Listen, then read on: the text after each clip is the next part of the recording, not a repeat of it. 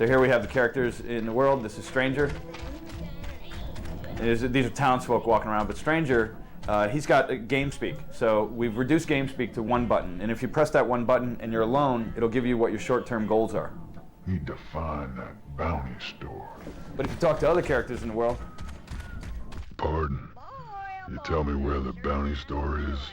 Now what do I look like to you? An information kiosk? Get out of here. They're not always cooperative, but they'll always have something to say. I need to find that bounty store. Yeah, what the hell? Come on, what's your problem? Stop that now. So we wanted a world that reacts if you start messing with it, you know? And you can push that further and further and further, and I'll show you that in a minute and show you how it begins to escalate. Here's the bounty store. So Stranger, going into the bounty store, you talk to the bounty store clerk, and it'll bring up a selection of options for Stranger, you looking for work? what your potential missions are.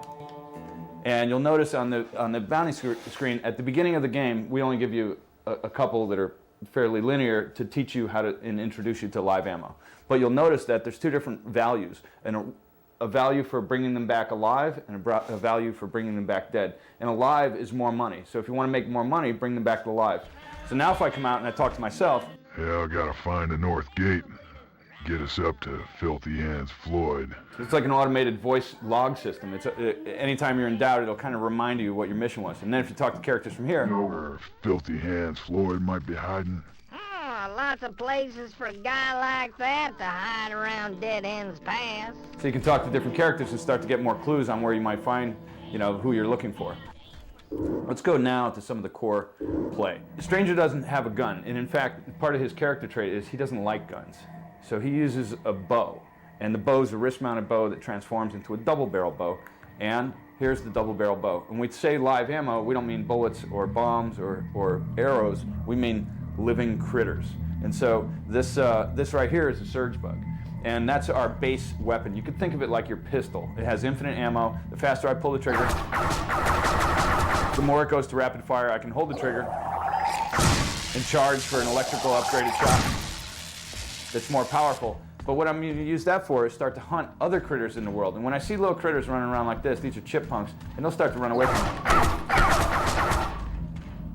And I knock them out, I zap them, stun them, and then they become my ammo supply. And each of these starts to have a different effect on the enemies, and I'll show you that in a second. Some of them will be flying. These are thud slugs I can pick up. Some you'll find crawling around. There's some spiders over here.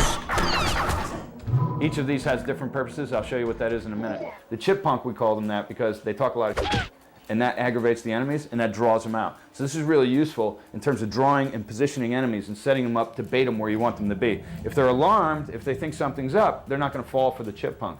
But if they're calm and they're not suspecting anything, they will.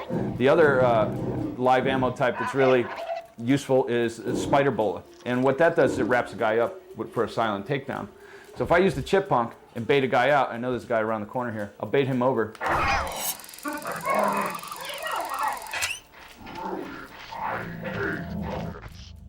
Okay, I want to pull him a little farther away so no one sees him. And now with my spider, bound and gagged, suck him up in a bounty can, a live takedown. I get twice the value for him. And then I'd head back to town and collect my reward. But on my way back to town, the environment will be the same, but the condition of it will change. So we really wanted that feeling that the place is changing. And we don't keep you in any one particular town for too long, but it becomes a hub to various bounty missions, and then you move on to the next stage.